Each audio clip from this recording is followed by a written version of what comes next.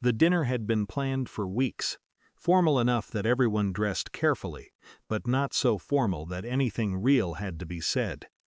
That was usually how her family worked. Polite surfaces, sharper things underneath. I noticed it early on, the way conversations shifted slightly when I spoke. Not dismissive exactly, just redirected. I had learned to work around it. Her father led most of the evening. Stories, observations, small corrections disguised as humor. Everyone laughed when he did. Even when it didn't quite land, I watched her more than anyone else. She smiled at the right moments, filled silences when they stretched too long. But she didn't look at me much. That was new. By the time dessert came out, I already felt the distance. Not dramatic, just settled. Her father stood up with his glass. "I think it's time," he said. The room quieted immediately. He turned toward me, smiling in a way that didn't quite reach his eyes, and extended his hand. I stood automatically. Took it. "Thanks for taking care of my daughter all these years," he said. It sounded like gratitude. It wasn't. There was a pause, just enough for the words to settle. Before he added, "Now it's time for a real man to step in." He gestured behind me. I didn't turn right away. The reaction in the room came first. Then applause, the kind that builds quickly when people think they're witnessing something bold rather than something cruel. When I did turn, her ex was already standing there, relaxed, confident. Like he'd been expected. I looked back at her. She didn't meet my eyes. That told me more than anything else. For a second, everything narrowed. Not in anger. Just clarity.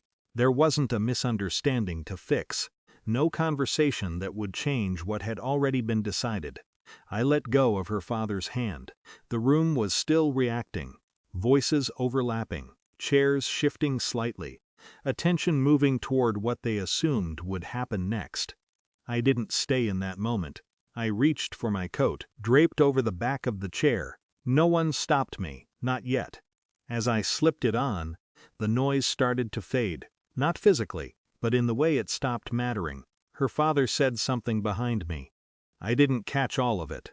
Just the tone, light, dismissive, already moving on. I turned back once. Not to argue, just to finish it. "I'm filing tomorrow," I said. 3 words, clear enough. They didn't land immediately. Not the way his had. There was a beat where no one reacted, like the meaning needed a second to catch up. Then her father's expression shifted. Not confusion, recognition. He knew what I meant.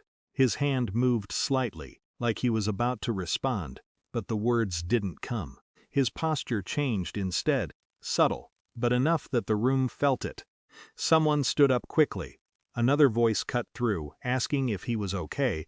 The applause had already died. I didn't stay to watch it unfold. By the time I reached the door, the tone of the room had changed completely. Not loud anymore, focused, uneven. Outside, the air was colder than I expected.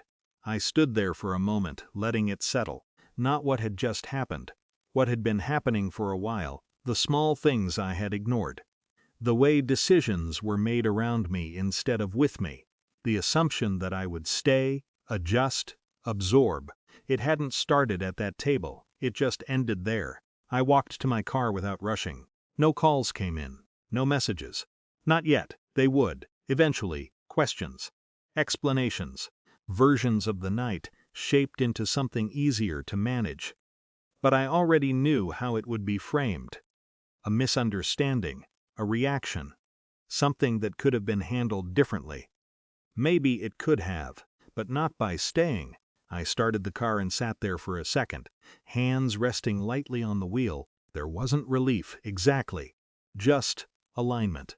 Like something that had been slightly off for a long time had finally been placed where it belonged. I didn't look back at the house. There was nothing there I needed to reevaluate. Whatever collapsed inside, it wasn't mine to hold together anymore.